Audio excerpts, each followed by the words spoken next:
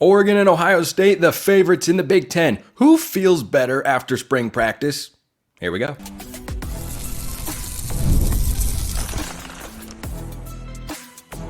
You are Locked On Ducks, your daily podcast on the Oregon Ducks. Part of the Locked On Podcast Network, your team every day. Yes, it is that time once again for a crossover episode of Locked On Ducks and Locked On Buckeyes. I'm your host, Spencer McLaughlin. That is Jay Stevens of Locked On Buckeyes. And thank you so much for making this your first listen or your first view every day. Part of the Locked On Podcast Network, your team every day, and your number one source to stay up to date with the Ducks or the Buckeyes, depending on where you are listening to or watching this show. Right now, Jay, post-spring football, Ohio State feels how good? Because I got to say, Oregon feels incredibly confident, both with how the quarterback room looks, with how the skill positions look, with how the defensive line looks. Everything in the spring game confirmed what I've talked about all offseason. This is going to be a very good Oregon team. How confident does Ohio State feel after spring practice? Just as confident as Oregon does, if not even better, and even higher level of confidence. Ryan Day feels like, and this is back in February before spring practice started, he said that he felt like at that time they had enough to win a national championship. They may be able to say, Jay, like, isn't that a lofty statement? But that's what Ryan Day's been building towards for this moment. You don't go out and get Caleb Downs and Quinshon Judkins and the guys that got in the portal if that's not your goal. If you're just trying to go out there and win conference, beat Michigan, but lose the first round of the playoff, you don't go out and get all these guys. Like, you just don't do that. Ryan Day is setting this up to be a team that can make the most noise in a season any Ryan Day team has ever made in a single season. So Ryan Day is confident, the players are confident, the team is confident, the coaches are confident that they'll do big things in 2024, like beating Oregon in the middle of the season.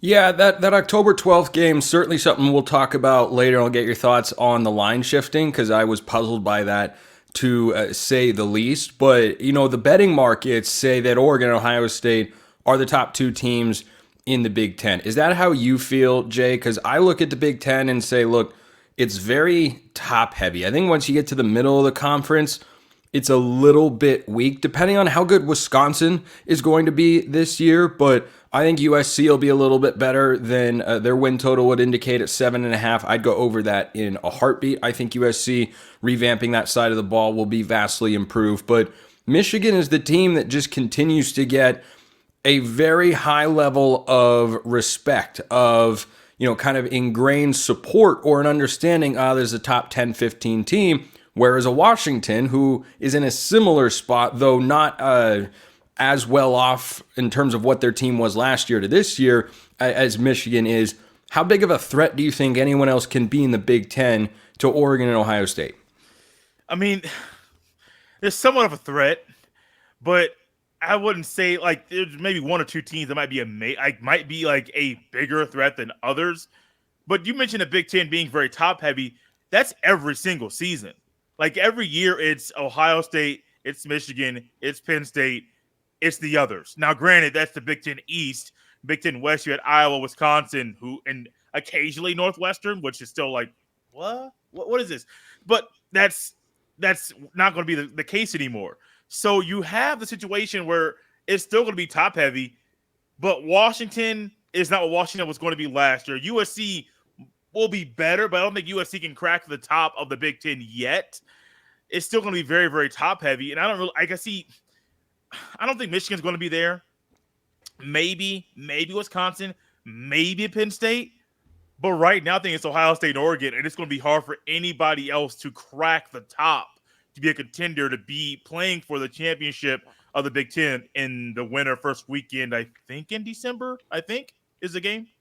That sounds right. We should probably know that off the top of our heads, but indeed, it's so very far away. But the regular season matchup on October 12th is going to be started for Ohio State by whom, Jay? Ask that again, please. But the game against Oregon will be started at quarterback by whom? Will Howard. I wanted to make sure that I heard that correctly before I made a statement. Gotcha. Okay, so Look, I just look at what Ohio State's quarterback situation has been throughout the spring, and I was puzzled when there was ever a question because Will Howard went there, and I thought that was an automatic lock, and then it wasn't. Has there been any further clarification, any other indication that it will be Howard and there's no competition from Devin Brown or Julian Sayin?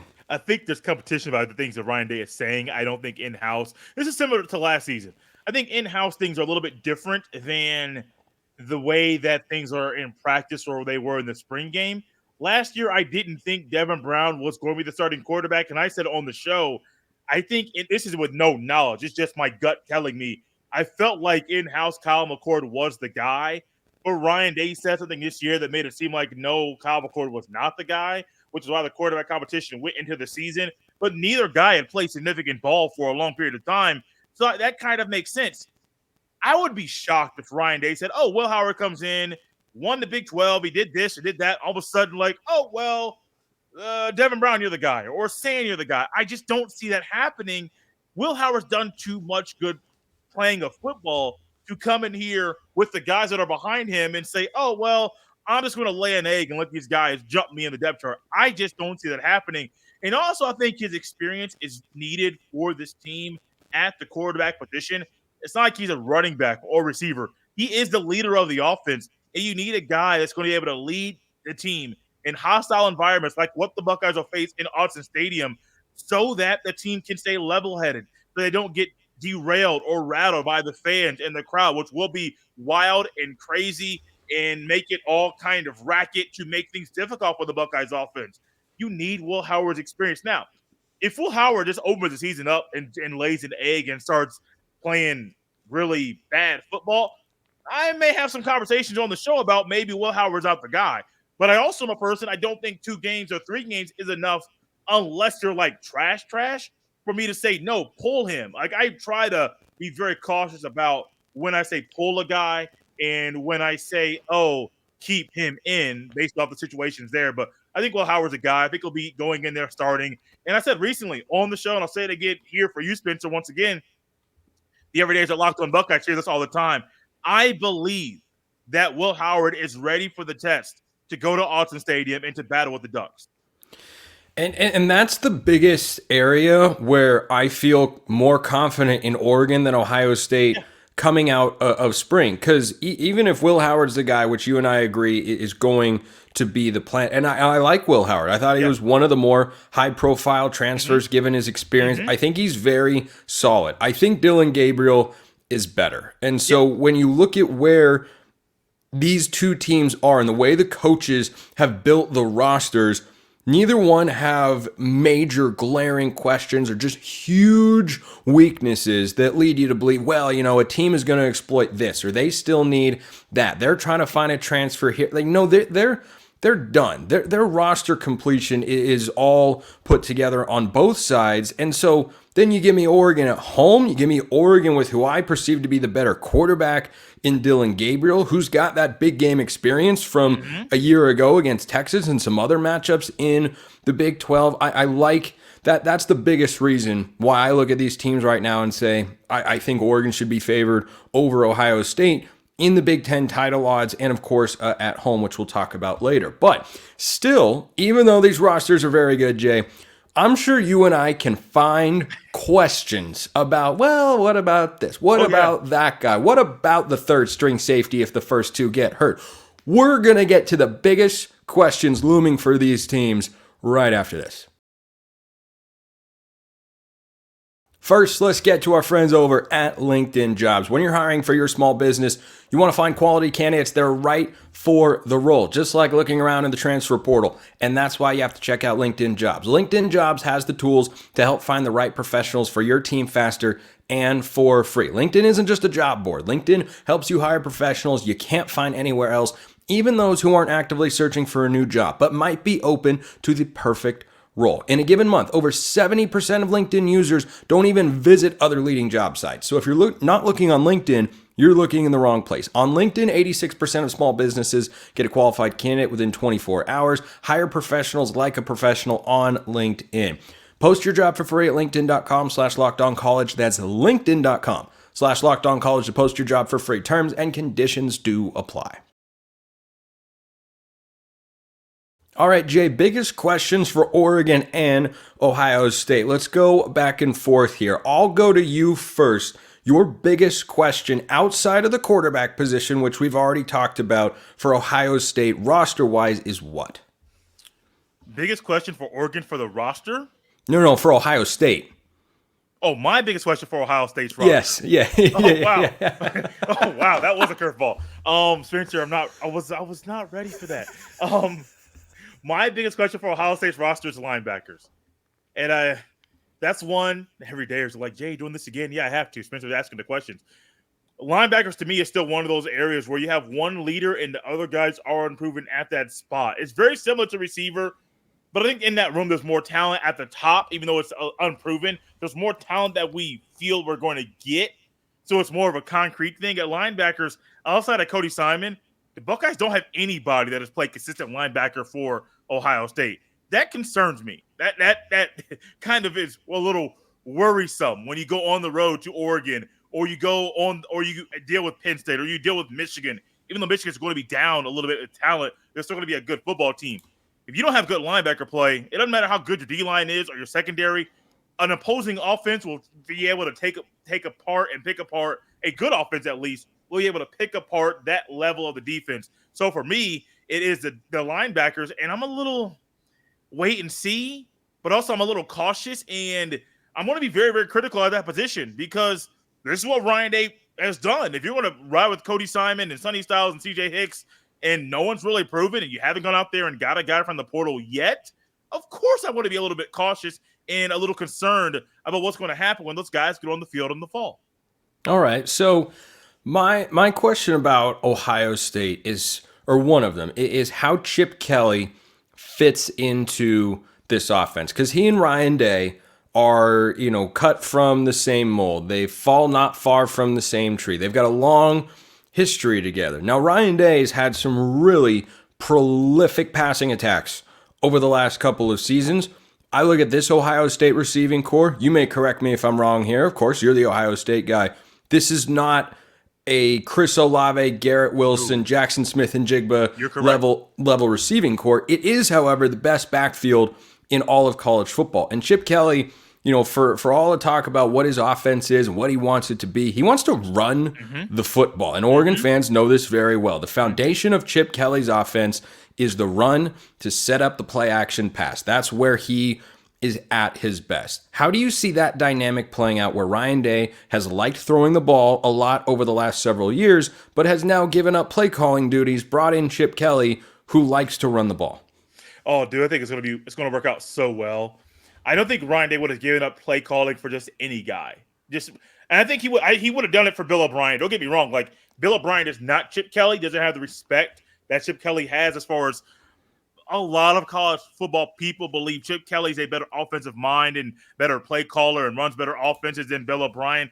That's not saying Bill O'Brien's bad. I think Bill O'Brien does not get the respect he deserves at a college football level. If you look at his history, he's gotten the best out of a lot of quarterbacks throughout numerous quarterbacks' careers, and it's under Bill O'Brien's watch. So that's a lot to say about a lot of guys even guys that weren't the best quarterbacks. And by the way, on the Bill O'Brien front, if you look at what he did with the Houston Texans and then what happened after he left, they went from perennial playoff team to taking your guy CJ Stroud, who I was a big fan of coming out of college, number 2 overall. That's going very well. It's taken them a minute. Bill O'Brien's had like 5 jobs, it feels like, since the Texans were last good. So I agree. I just feel the need to put that out there because he's one of those guys. He and Gus Malzahn, I just feel like they get a bad reputation coaching-wise, and I absolutely will not stand for it. Anyway. Can't stand for it.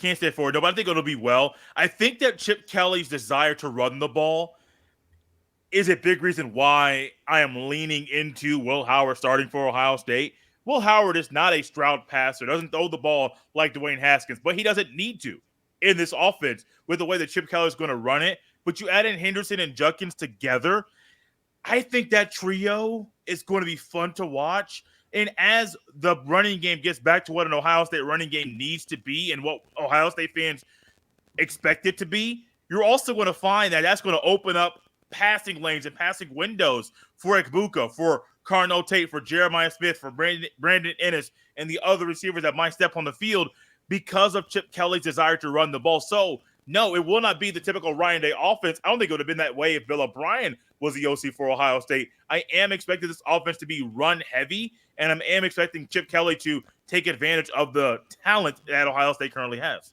To flip this over to Oregon, I'd say the biggest question I have is the safety room, which gives me, frankly, a little bit of confidence going into the Ohio State game, if that's the biggest question I have for Oregon's defense, which it is. I think the corners go legitimately 5 to 6 deep at the two outside corner spots. I think the nickel position is going to be pretty solid. The linebackers, I feel really good at the top. Defensive line, I feel great at the top. I feel great about the depth.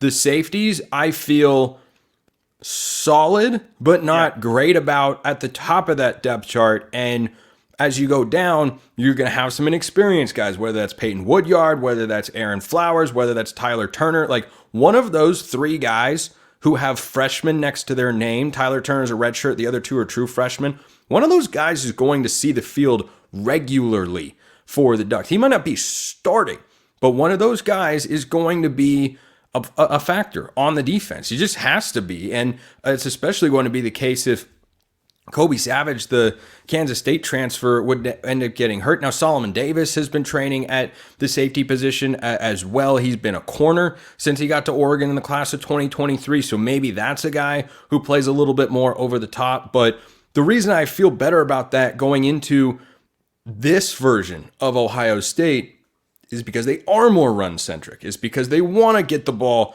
downhill and they want to establish a ground game. Does it feel like they don't quite have the same explosive playmaking capability with Will Howard and Emeka Egbuka as, you know, your QB1 and wide receiver 1 going into this year? And is Egbuka the number 1 receiver? He is. He is the number 1 receiver. You know, Brian Smith does recruiting for us at Locked On. Brian Smith believes that Jeremiah Smith will be the number 1 receiver for Ohio State at the end of the season. I can see that. And we'll have some of the best numbers in the country at the end of the season. And that's not to say that he's going to be the first receiver at Ohio State to start the year. But once that bad boy gets rolling, Jeremiah Smith could have better numbers than Egbuka at the end of the year. But explosion is, if it's all air attack, and that's where you get your explosive numbers, that's not what Ohio State's going to be this year. That's not saying that air attack will not be good or will not be above average. It just won't be Chris Olave, Garrett Wilson, Jackson Smith and Jigba being the receivers for Ohio State. Now, if you can allow some runs to be in there and use those to be classified as explosive, then we're getting to what Chip Kelly's going to have. But no, it will not be the typical quarterback 1, wide receiver 1, making opposing defenses look silly. I don't think it'll be that type of explosive offense at Ohio State. More diversity is maybe the proper way to use it, which will be fun to watch because, dude, I have been calling and pounding the table every year, sometimes every week, to run the ball more, and we finally get it this year. Yeah, and that backfield is as good as it gets. And Oregon's backfield is also very good with Jordan James, Noah Whittington, and then maybe a guy like Jay Harris, who was a D2 All-American, or Jaden Lamar, former 4-star recruit who's going into his second year of college football. I like Oregon's backfield. I absolutely love Oregon's offensive line. And stick around because Jay and I are going to talk about the battle in the trenches, which may very well define the October 12th meeting in Eugene.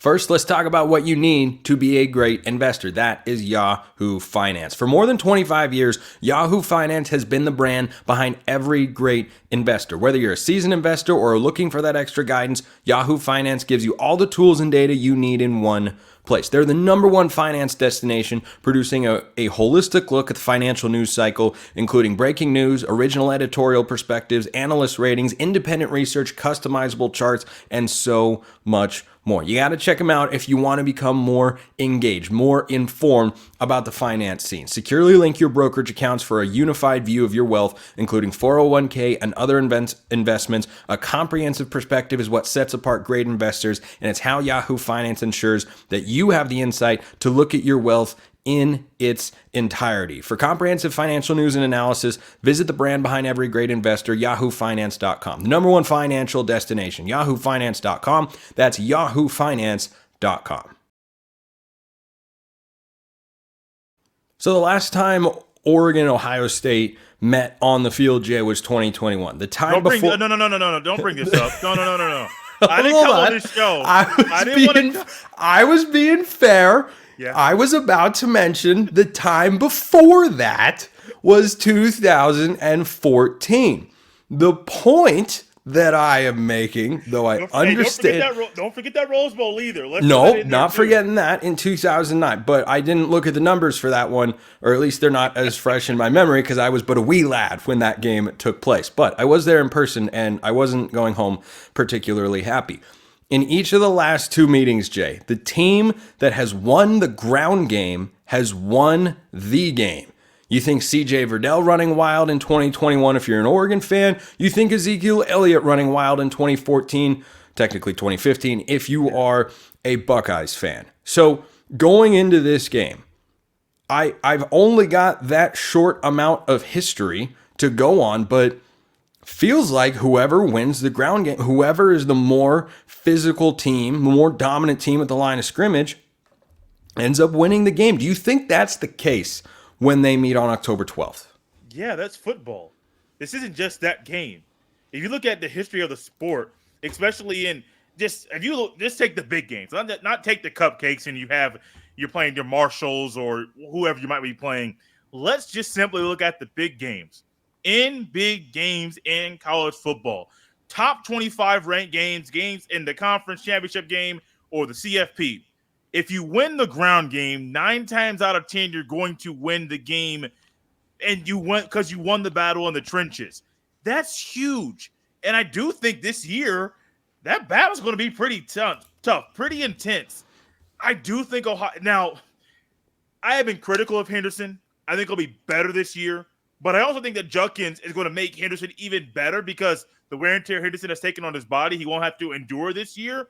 And I do think that those two guys together will be phenomenal. Well, phenomenal early. I think they'll be just fine in the game against Oregon. I know it's on the road.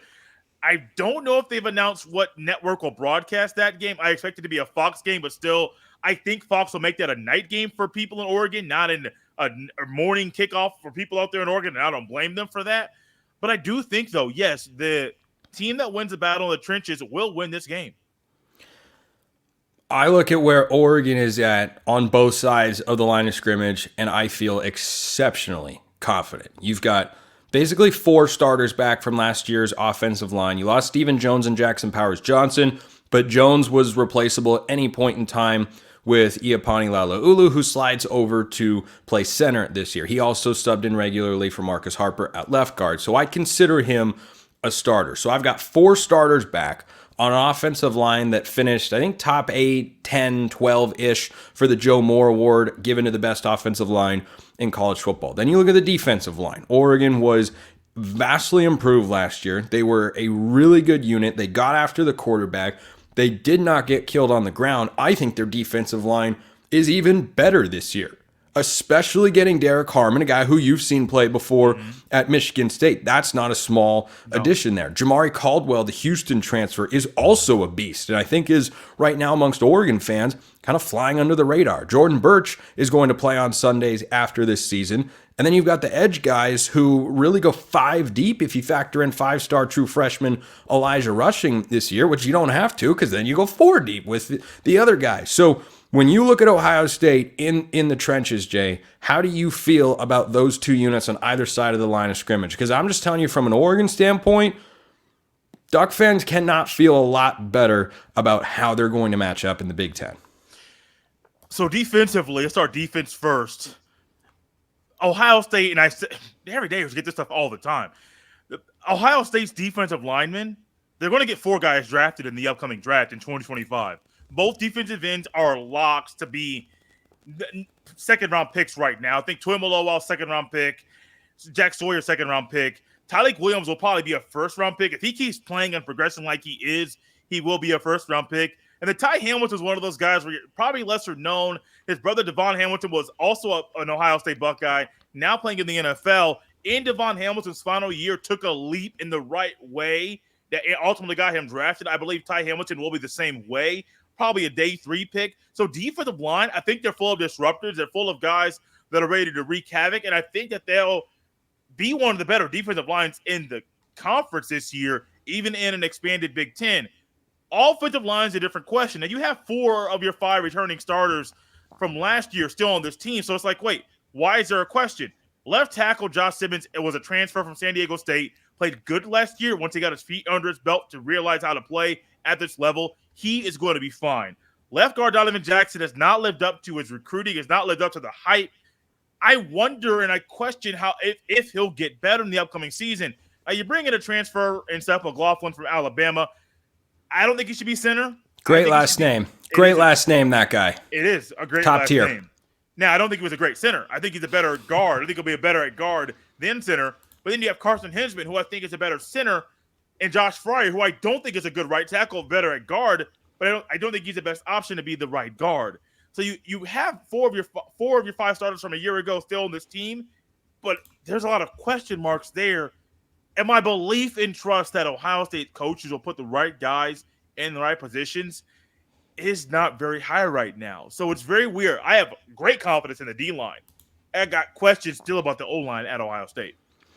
A question came in from an Oregon fan about Ohio State, about Ryan Day, saying he's clearly a great coach that's doing a great job. What's the pulse of the coaching future? Is it loudmouth casual fans or true fans that question him? Your take on that is what?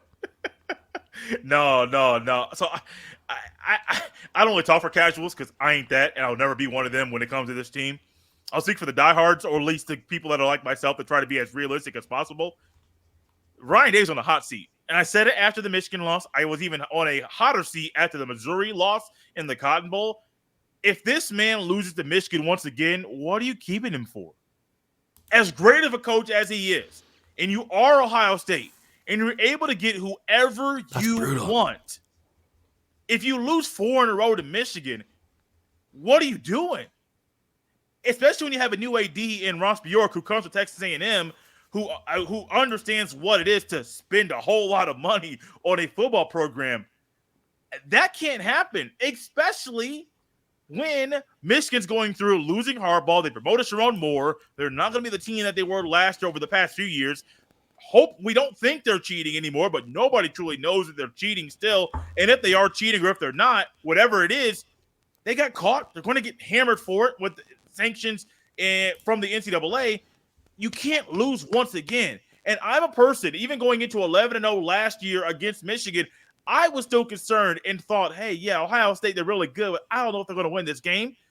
I don't want to go in that game again this year and have that same feeling. That's just me as a fan and as an analyst. I don't want to go into that game with that feeling. However, the one way Ryan Day can redeem himself, if he loses that game, goes on to win conference, goes on to win the national championship, it's kind of hard to fire a guy that's lost 1 game and won the Natty. So as much as I would say like Ryan Day's fired after losing to Michigan, if you go on and still find a way to play in the Big Ten Conference Championship, let's just say it's against Oregon, you beat Oregon, and then all of a sudden both Oregon and Ohio State, want to be friendly here, as friendly as I can be, are still in the playoff, and then all of a sudden Ohio State goes on to win the Natty, it's going to be very, very, very, very hard to fire him if you lose to your rival, your biggest rival, and still win the national championship. So my thought is if you lose to Michigan, man, that seat's even hotter than it already is. No matter how great these offseason moves are, you have to win that game.